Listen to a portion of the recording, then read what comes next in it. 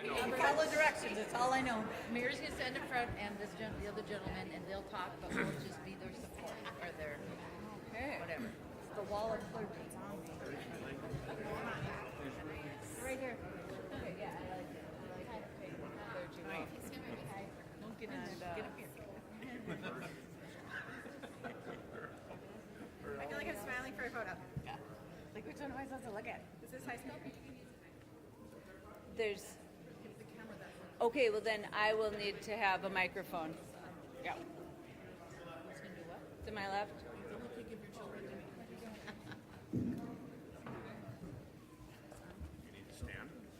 And so then, and so whoever is speaking can speak into the microphone. These are also picking up, but for this room to hear, we'll use this microphone. Yep. So for this room, whoever is speaking can use this microphone so that the whole room can hear you. But I believe these are connected to our media, the microphones that are up here. And are we ready to get started? All right.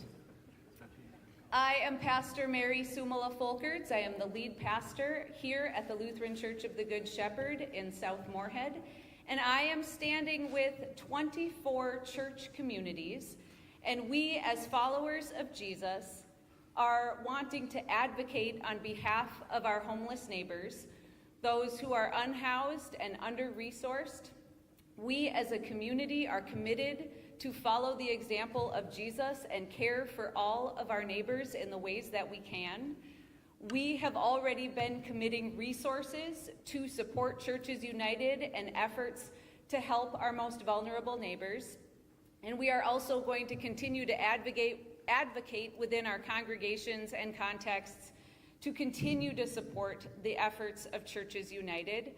But we are also here to advocate and ask for the support of elected leaders to do the work that they are called to do, to support our vulnerable neighbors in the ways that they can. We all live in this area. We know that winter is here and it's going to get worse. And without the services that Churches United provides, that is more of our neighbors who are outside in this terrible weather. So we want to commit ourselves to holding to account our leaders, our state leaders, our local leaders, our county leaders in both Minnesota and North Dakota to help care. And we as a community of churches and Jesus followers are also offering our commitment to care. One area where we can beef up our help and support is to rally our volunteers, those folks who are part of our congregations. We know that the ability to volunteer was curtailed during COVID, but we are ready to renew our efforts and help advocate in that way, and also be more present ourselves with our vulnerable neighbors at the shelter. And we are prepared to walk forward and continue to advocate on the needs that are still there. Thank you, Pastor Mary. My name is Jim McKinstra. I'm on staff at Nativity Catholic Church in Fargo, and I just want to echo the words from Pastor Mary that as faith leaders in the community, we are called to advocate and to walk alongside our brothers and sisters that are unsheltered, unhoused, that just are looking for companionship. And our advocacy will really focus with our elected leaders at the city, county, and state level, knowing that both North Dakota and Minnesota will be entering into legislative sessions in January. So one of the roles we can do as faith leaders is to continue to advocate, talk to our legislators, talk to our mayors, city council members, county commissioners, all of that, and ask the parishioners within our parishes to do the same as well. Thank you. Thank you. And now I believe we have some mayors representing who will come and speak.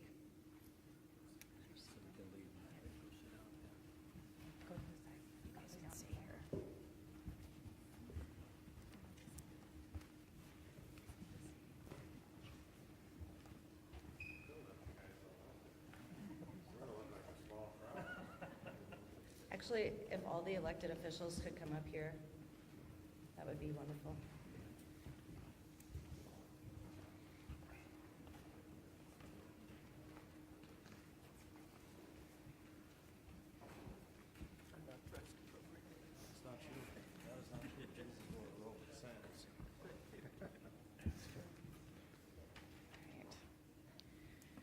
First, thank you, Pastor Mary Sumala, and also Pastor Devlin Brooks from Churches United for gathering us all here today. I know that when this issue first was brought forth, I believe it was just this past August, it was very discerning for many of us in the Fargo-Moorhead, West Fargo, Dilworth communities. So just thank you to my fellow elected officials for being here. Thank you for the large faith community. It was entitled Churches United for a reason, because 37 years ago, many churches came together and united to address the issue of the unhoused in our communities. So thank you all for doing that and the work that you do.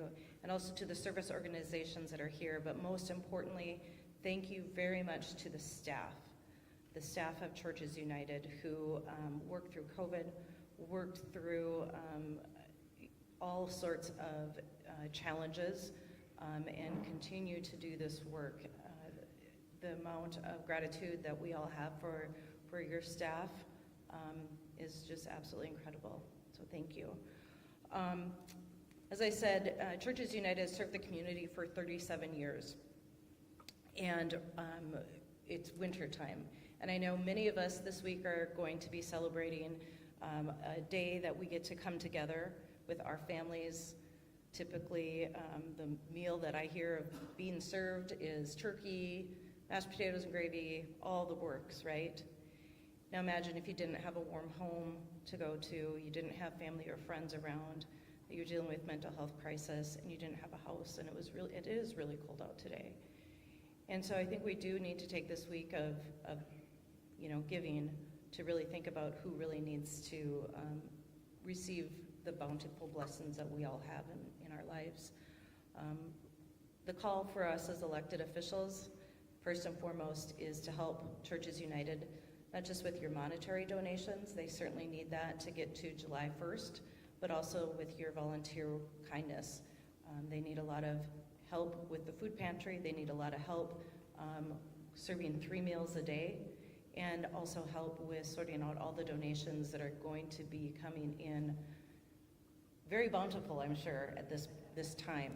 But let's not forget that after January 1st, when all these festivities end and we go back to, as Mayor Olson said, our daily lives, they still need to get to July, so that's 6 more months. And in July, they're gonna get some funding, hopefully from the state of Minnesota, which will put them on the right track. So with the city of Moorhead, yes, Churches United is located here, but there's other shelters throughout the community, and I know that the city of Fargo just opened their warming center, but together these entities can only house so many, and so there's still gonna be a need. But I know the city of Moorhead has contributed about $500,000 to Churches United over the last 18 months, but I know that Clay County is also looking to do some work with providing services, so I'm going to be turning it over to Clay County Commissioner Dave Eppinger to talk about the work that Clay County is going to do, and I don't know if any other electeds, Mayor Mahoney, I know that you have Parker Pass Public Health, and I'll just turn it over to you. Thank you, Mayor. I'm David Eppinger. I'm Clay County Commissioner. When I came here 18 years ago as police chief, one of the officers told me before I got a tour of Churches United that whatever I do, I needed to support Churches United because people would die if it weren't here. I came from the South, and they assured me that a Minnesota winter will kill people, and we all know it does. We are in the winter now, and the resources available to us have been through great diligence and hard work and a lot of volunteers and a remarkable staff. Churches United is still serving people in our community. Pastor Devlin Brooks has taken the point on this and has done a remarkable job at turning things around. And although there's still a lot of water to be tread, they've not gone under yet. Clay County has oversight with public health and with our social services. We have oversight in a lot of the funding that's available. Right now we do have state funding for emergency homeless situations. There's an RFP out. Churches United is engaging in it. It's far too early to say where the funding is going to go, but they've received money last year. They've always been a very primary and important source for us here in the county. In listening to the discussions we had earlier today, one thing becomes apparent. We need to be able to respond to the overflow of Churches United that we have every winter with the location for the overflow. That is being worked on by Churches United, by the faith community at this time, and hopefully we'll be able to get that resource available for people who are homeless and for some relief from Churches United. But we are committed to stand with them and to provide the services that we can and that we have available so that they can move on. The state of Minnesota should have adequate funding coming in July at the start of the next fiscal year. And when that occurs, I think that this has been a lesson to everybody in our community about how important it is to support churches. And it's been a lesson to the people of Churches United on how they can continue to provide the services necessary, as they have the last 32 years, is it? 37 years. Yes. We do have our first responders here, and they're going to be meeting Wednesday. I'm going to join them. One of the things that happen is if you're a law enforcement officer or a firefighter responding to a lot of situations, particularly in the winter, you'll find people that don't have anywhere to go. Sometimes we have the county has built a new detox facility that can get them through the travails of drug addiction or alcohol and get them back at least stabilized. But that doesn't necessarily provide them a place to land. Churches United has always filled that role. And I know our first responders are anxiously awaiting some ideas and anxiously trying to get some programs together to where we can respond to those needs in the middle of the night when people are in dire need of it. Any other comments from my fellow electeds? Well, this is amazing.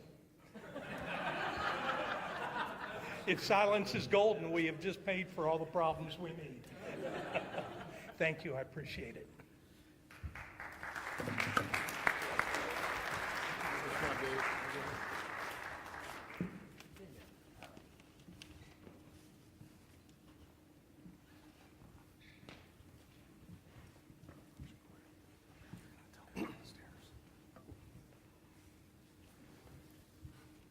That was the former chief of Moorhead, and I tell you, I'll talk a little bit less than what he did.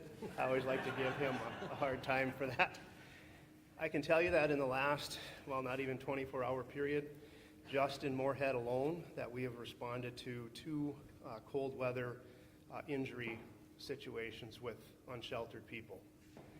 So some people will ask, well, you know, why is this a police matter? Because all of us, and not just those that are here, probably even a 100-mile radius of our metro area, homeless people end up coming into our communities. And when that happens, and it's the middle of the night, or the facilities are full, I have a 20-some-year-old patrol officer that if the person is not suitable to be sent to the emergency room, has to try and find somewhere for them. We need this resource in our community, or people will perish from the weather. So that was 2 last night, and it isn't even below 0 yet. And I can tell you that one of them was living in a cardboard box, and the other one was found in a dumpster behind a business. Unfortunately, in that situations, both of those, they were suitable for transport because of the cold weather-related injuries that they were suffering. But what do our staff do in those cases when they aren't suitable. And then the other piece of that is do we want to be tying up our ambulances and our emergency rooms that are already busy with the workload that they have? So I really want to try and call out to all of our community, and like I said, the region 100 miles out from here, to please support Churches United so we can keep the doors open for sure through these winter months. Anybody else? Very well said. I don't have anything to add. Nice job. Okay. Thank you.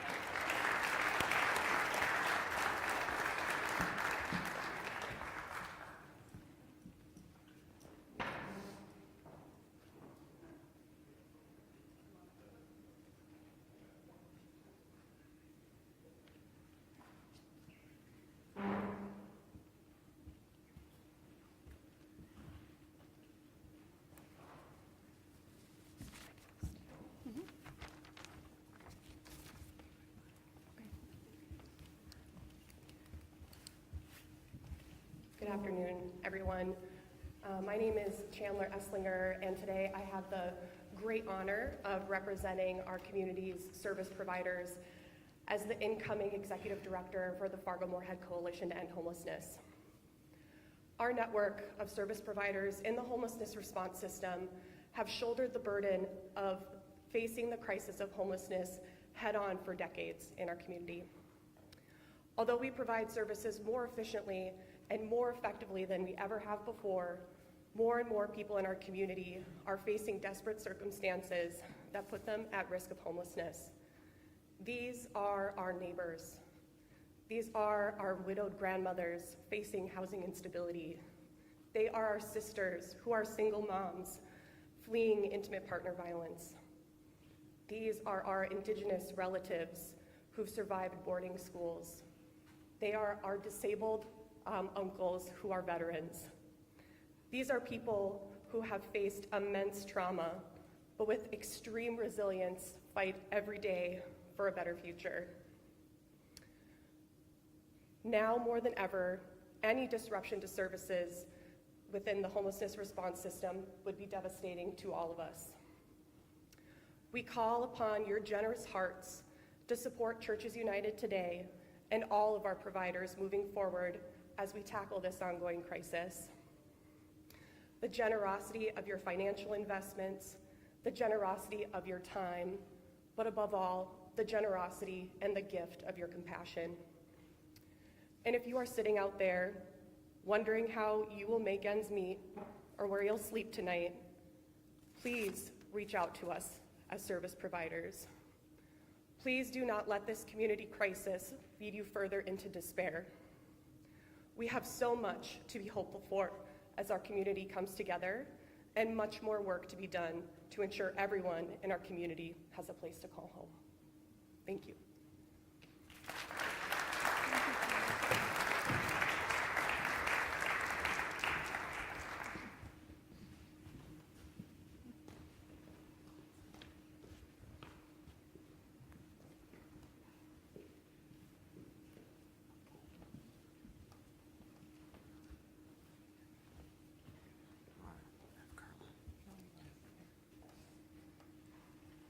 See if you can guess which one of us played basketball in college.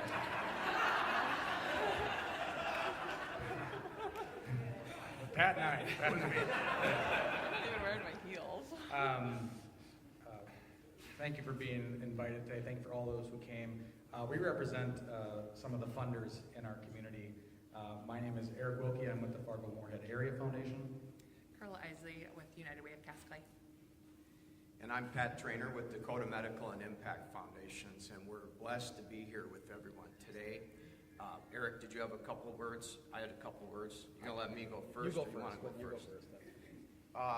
You know what? Just listening to everyone here makes one feel that we truly do live in a very kind, caring, generous community.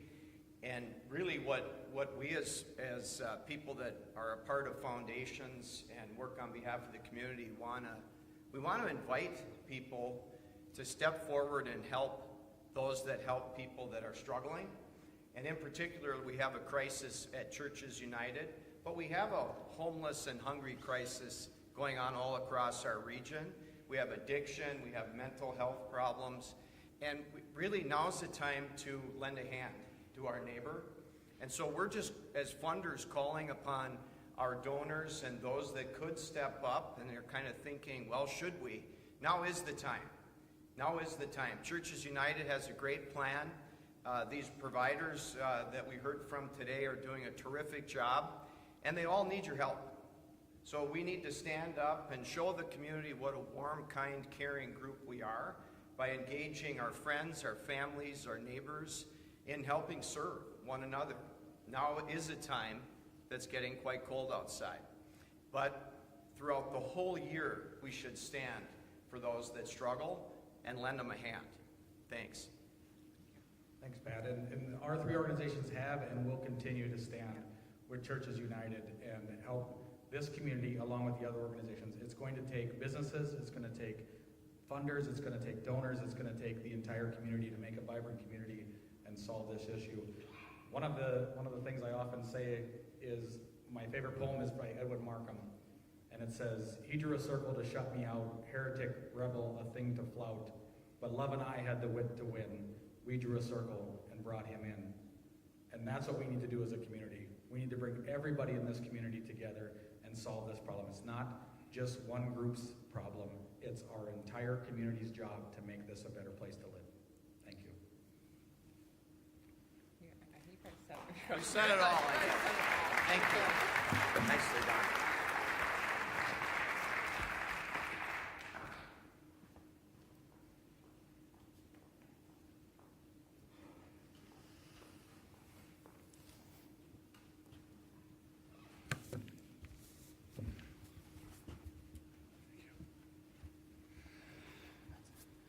Thank you, everybody. Microphone. Thank you, everybody.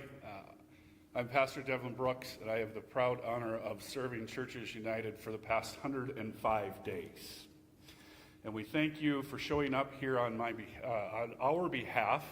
I have as many of our board members that could free themselves today, so I'm going to let them introduce themselves very quickly.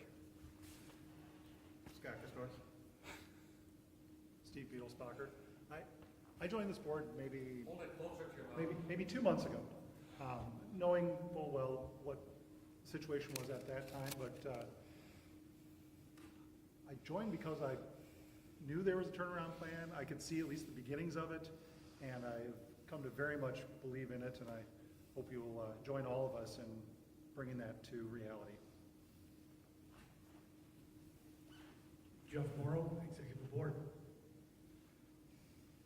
Hi there, I'm Jess Beaker-Ferdin, and I'm the board president, and I just want to thank you all for being here, and just continue to show grace, love, and support for Churches United, and just know that we really appreciate you all.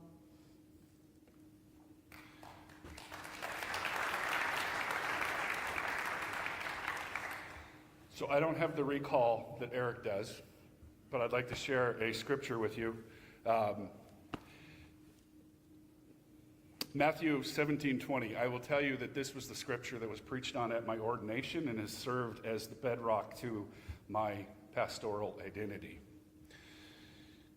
For truly I tell you, if you have faith the size of a mustard seed, you will say to this mountain, move from here to there, and it will move, and nothing will be impossible for you. I've been asked over the last 105 days why I took this job. And I can tell you it's because of the people that are standing behind me here and the staff that serve at Churches United who have served there for years in their dedication. And I am so proud of the mountains they have moved in the last 100 days. And we're not done yet. We're going to continue to move that mountain thanks to the generosity of this community and because of the fact that I believe that this entire community understands the importance of the work that Churches United does, and we will be here for another 37 years. I have been a clergy member for 8 years. I've told a lot of my clergy friends that I became a pastor on August 12th. It was Churches United that taught me how to be a pastor and what the gospel means. There is nothing that is more incarnate in the gospel than the work that Churches United and the other shelter providers in this community do. And we would like to invite all of our community into that work alongside of us, to clothe our neighbor, to feed the hungry, and to shelter those who are unsheltered. As faithful people, that is what we are called to do. There is nothing more important in the work that we do as faithful people than what is done at our community shelters. And as we stand up here today, there's been a lot of talk about Churches United, but we stand on the shoulders of all of those direct service providers that stood up here with Chandler, because it is a safety network that keeps our community safe. And so on behalf of all of us, thank you. We are eternally grateful for the generosity that you've showed us up to this point. Without the community, we're not standing here today, and we're asking you to stand with us so that we can continue to serve for another 37 years, and that we can be involved in the conversations with our elected officials and with the other service providers, and so that we can care for our neighbors. Because whether they're coming from 100 miles away or they're next door, please remember that each and every one of them are our neighbor. Thank you so much. We are in a week of gratitude from our staff. I'm honored to speak on behalf of those that serve our Churches United. We are so deeply grateful for the support that you provide us each and every day. And this is our invitation to you. Come by the shelter. Come sit and have a meal for us. Come sit and have a meal with our guests. And I promise that you cannot leave unchanged. Thank you.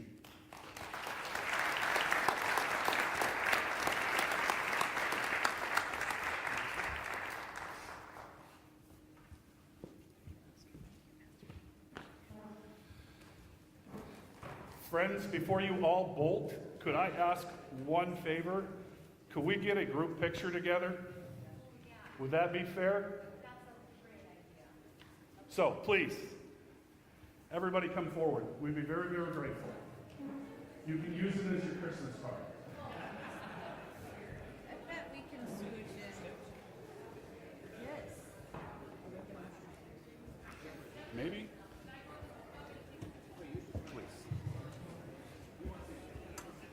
Oh, good idea.